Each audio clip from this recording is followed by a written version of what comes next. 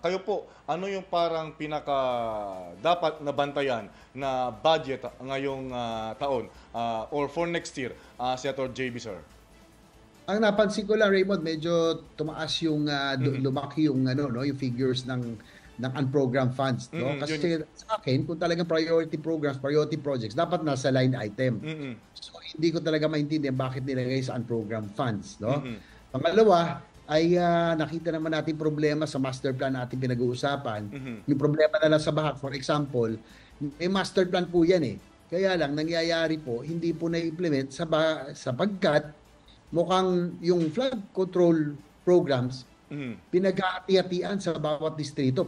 Kaya nangyayari patsi-patsi. Hindi natin ma-solve yung talagang flooding program. Halimbawa, Central Luzon, kailangan dyan magkaroon ng floodway, spillway, water retention facilities para po mailabas din, no? Lalo na yung floodway, kailangan mailabas yung tubig galing Sierra Madre papunta po sa bay kasi basin po. Kaya nangyayari, pinag-hati-hatian sa bawat distrito, kaya hindi po matapos-tapos. So yun yung mga dapat nating pag-usapan sa budget, na dapat pag national programs o priority projects, dapat sana ay hindi dapat ito mapaghati-hatian. Dito lang sa San Juan yung pumping station na 2 taon, 3 taon ko na itong lalagyan ng pondo, iniirata po.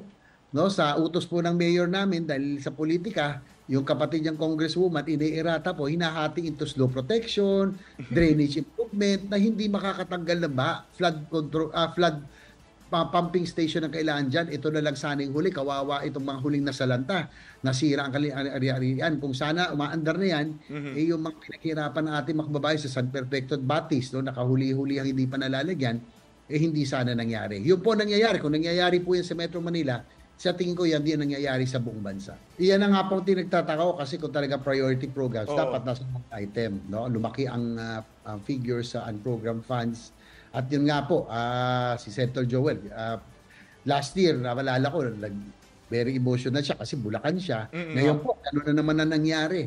No? Walang master plan. Kasi nga po, sa tingin ko pinag-hati-hatian, hindi mo rin masisi, mga kongresista, siyempre kung ano yung may uwi, magkaiba eh. No? Pag district congressman ka, kung ano yung may uwi mo sa distrito mo, ay yun ang iyong pakay, di ba? Kailangan may uwi ka, pero hindi tayo matatapos sa mga talagang priority programs, halimbawa National Flood Control Program, kung hindi po natin ipaprioritize. Tulad din po halimbawa na AP modernization, Raymond, taon-taon na paghahati-hatian po, nahati po yan, no? Yung modern, kaya po tayo na pag-iwanan, na-delay na tayo sa Horizon 2 and 3. No, dapat external defense na yung unang pagbalik ko 10 billion dapat yan na pagdating po sa Senado kalahati na lang.